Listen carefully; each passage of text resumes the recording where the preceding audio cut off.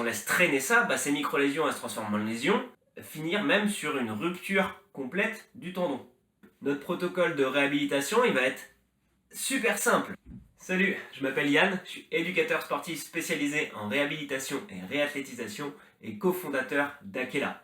L'objectif d'Akela, c'est de vous permettre de bouger sans douleur. Et aujourd'hui, on va répondre à une question, c'est pourquoi est-ce que j'ai mal à l'épaule? On voit souvent beaucoup de sportifs ou de personnes ayant un travail manuel se plaindre de douleurs aux épaules et on dit souvent que c'est une tendinite à la coiffe des rotateurs. Donc nous on va voir ce que c'est la coiffe des rotateurs, ce que c'est une tendinite et pourquoi est-ce que cette pathologie va arriver, pourquoi est-ce qu'on va avoir mal à l'épaule. Ensuite on verra quel protocole de réhabilitation vous allez pouvoir mettre en place pour résoudre ce problème. Pour commencer, la coiffe des rotateurs, qu'est-ce que c'est? La coiffe des rotateurs, c'est 4 muscles qui viennent autour de l'épaule pour la stabiliser. Le supraépineux, c'est un de ces muscles qui est le plus souvent touché par la tendinite, parce qu'en fait, il vient s'attacher derrière sur la scapula, sur l'omoplate, au-dessus de l'épine, et en fait, il passe sous un os qui s'appelle l'acromion pour s'attacher sur l'humérus. Et c'est bien souvent sur cet acromion qui vient frotter. On a tous des épaules plus ou moins mobiles, tous une formation osseuse, une anatomie plus ou moins différente. Il y a des personnes qui vont avoir un acromion plus ou moins pointu.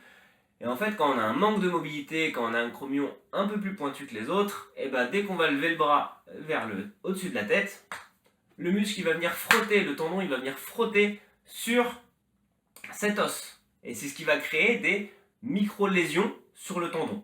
Et en fait, une tendinite, c'est pas ces micro-lésions, mais c'est l'inflammation qui vont la causer.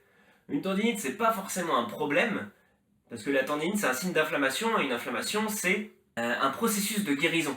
Donc, c'est-à-dire que notre corps, il est en train de guérir ces micro-lésions. Le problème, il va être si on vient trop souvent appuyer sur ce tendon, sur ces micro-lésions. On ne vient pas laisser le temps à notre corps de soigner ces micro-lésions, donc l'inflammation reste toujours et l'inflammation devient douloureuse. C'est pour ça que prendre des anti-inflammatoires pour une tendinite, ça va être bien dans un premier temps, on va enlever l'inflammation, on va enlever la douleur, mais les micro-lésions elles sont toujours là. Donc dès qu'on va arrêter les anti-inflammatoires, la douleur va revenir et le problème sera toujours là. Et pareil, si on laisse traîner ça, ces micro-lésions elles se transforment en lésions, ça peut devenir calcifiant, ça peut finir même sur une rupture complète du tendon. C'est pas forcément très grave au début, mais en tout cas c'est pas un truc qu'il faut laisser traîner. Donc si on résume, on va retrouver une douleur à l'épaule dès qu'on va commencer à faire des mouvements qui vont venir mettre en pression notre supraépineux sur notre acromion ici. Donc dès que je vais avoir le bras au-dessus de la tête, dès que je vais avoir le coude au niveau de l'épaule. Et on va le retrouver chez des gens qui font souvent le même mouvement. C'est pour ça qu'on le retrouve chez des sportifs. On le retrouve beaucoup en crossfit, parce que quand on manque de mobilité et qu'on vient faire un overhead, qu'on vient mettre les mains au-dessus de la tête pour un snatch ou pour un squat overhead, pareil, on va le retrouver sur des pompes. Dès qu'on va commencer à faire des pompes un peu trop larges ici, on va venir le mettre en pression. Et pareil, avec le mouvement, on vient frotter, on vient créer des micro-lésions. Donc derrière, inflammation et tout le problème.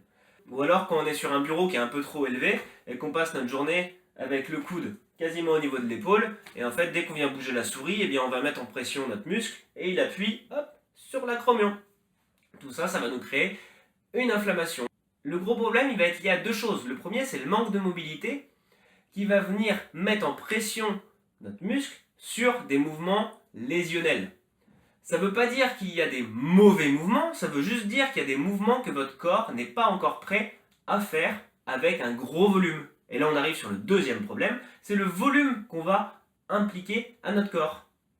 C'est-à-dire que je peux venir le mettre en pression de temps en temps, c'est pas grave. Par contre, si je passe toute la journée avec le bras en l'air ou si je fais 100 snatch d'un coup alors que mon corps n'a pas l'habitude d'avoir la main au-dessus de la tête, c'est là que je vais me blesser. Donc il faut y aller progressivement. Et au fur et à mesure, à force de faire le mouvement, on va gagner en mobilité. Notre muscle va se renforcer et va venir s'habituer à frotter sur l'os. Donc du coup, il n'y aura plus de problème.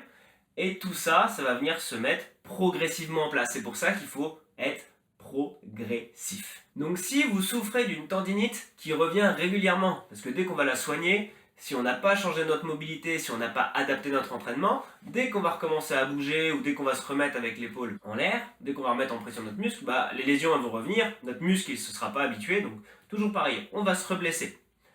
Donc la première chose à faire, c'est évidemment aller consulter un kiné qui va nous mettre en place un protocole de rééducation pour soigner cette tendinite. Une fois que la tendinite est soignée, on va jouer sur un rapport de volume, repos, adaptation des mouvements.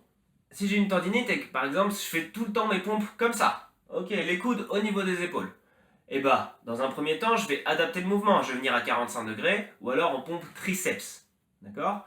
Si mettons sur une séance, je fais 20 pompes écartées, et bah, je vais diminuer le volume, je vais pouvoir commencer à en faire 5, ok, pour habituer mon épaule, et ensuite les 15 prochaines je vais les faire un peu plus serrées ou alors triceps. Pour gérer le volume, pour savoir si j'ai bien mis en place un volume, en fait l'indicateur ça va être la douleur. On va pas avoir mal sur le moment, par contre on va avoir mal le lendemain quand l'inflammation va commencer à arriver à se mettre en place. Donc si le lendemain c'est douloureux, c'est que j'ai mis trop de volume. Si j'ai pas mal, c'est que ça va, donc je peux continuer sur 5 et la semaine d'après, j'en ferai 7.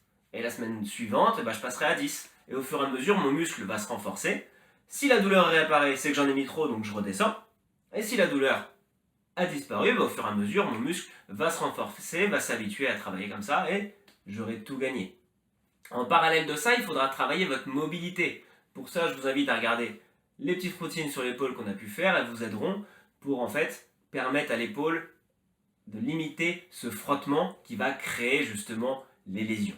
Donc si on résume, notre protocole de réhabilitation, il va être super simple. Dans un premier temps, je vais adapter mes mouvements. D'accord? Donc si j'ai une pathologie, si j'ai mal, avant de commencer à traiter, j'adapte mes mouvements, j'arrête les mouvements qui me font mal. Okay? Ça ne veut pas dire que j'arrête de faire du sport, ça ne veut pas dire que j'arrête de bouger. Ça veut dire qu'en fait, au lieu de faire des pompes comme ça, je vais toutes les faire comme ça en attendant que je traite ma pathologie. Si je fais trop d'overhead, je vais demander à mes coachs de CrossFit d'adapter les mouvements et ils savent extrêmement bien le faire. Et toujours pareil, si c'est un travail au bureau, je vais adapter ma position de travail. J'adapte tous les mouvements qui vont me faire mal. Dans un second temps, je traite la pathologie. Et dans un troisième temps, pour éviter que le problème ne revienne, je viens travailler à la fois la mobilité de mon épaule et la stabilité.